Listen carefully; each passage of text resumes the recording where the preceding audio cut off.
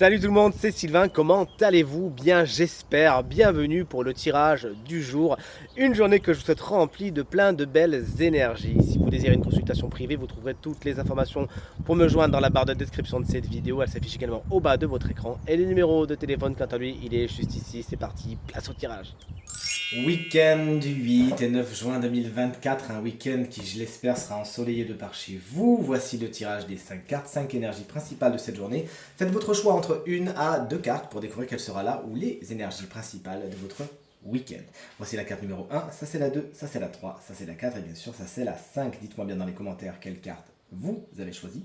De mon côté, mon intuition m'a poussé à choisir la 3 et la 5. Allez, on retourne cela en même temps, ensemble, avec la carte numéro 1. Voyons ce qu'on a. Ouais, l'énergie de l'empereur qui nous annonce un week-end somme toute stable, avec peut-être du travail, puisque c'est une carte qui va nous parler de travail également. Peut-être que c'est quelque chose qui est important pour vous, peut-être que vous travaillez, mais c'est quelque chose de positif. Cette carte également vous explique que vous pourriez prendre le lead, prendre des décisions importantes, et on va tout naturellement suivre votre avis et vos propositions, à moins que justement cet empereur représente un homme qui saura être fort de propositions, charismatique, et vous aurez envie de faire ce que cette personne propose.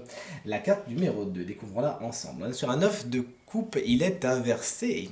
La carte du gourmand. Peut-être que vous faites plein de choses ce week-end, mais que c'est jamais assez bien pour vous. Peut-être que vous n'arrivez pas à vous décider parce que voilà. Mais sachez vous satisfaire de ce que vous avez déjà. C'est ce que vous dit cette carte. Vous êtes déjà dans l'abondance, vous êtes déjà dans l'opulence. Il s'agira justement de vous en rendre compte, de ne pas avoir plus gros yeux que gros ventre, sinon malheureusement vous passerez à côté d'opportunités qui sont très sympas pour vous. Allez, la carte numéro 3, si tout comme moi vous l'avez choisi, on est sur la carte de la lune. J'adore cette carte, elle est toujours très bien illustrée dans les tarots. Et c'est la lune qui est inversée. Attention, il y a des choses inconscientes, des schémas que vous pourriez reproduire.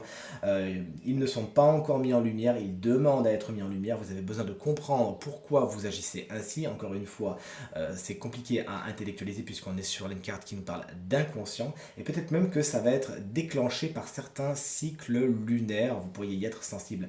Ce week-end, vous voici prévenu.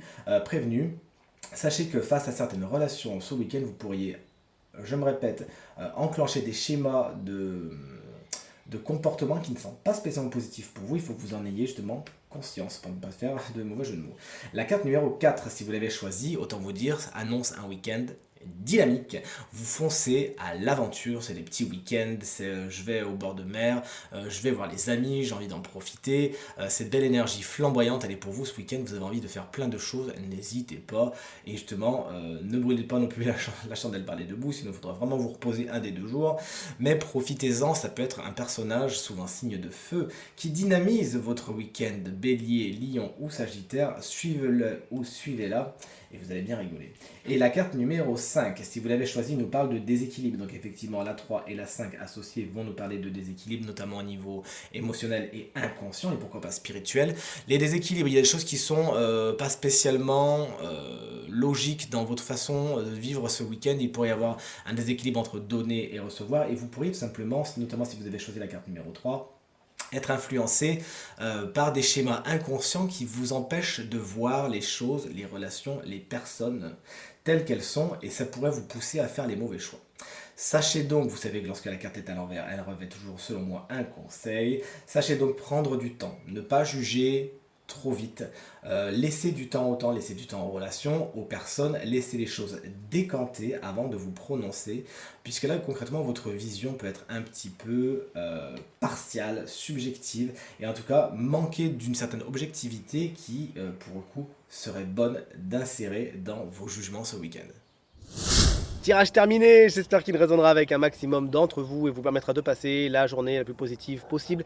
C'est tout ce que je vous souhaite du fond du cœur. Merci infiniment pour vos encouragements, vos partages et vos commentaires qui me touchent énormément. Je vous embrasse très fort et je vous dis à demain. Salut!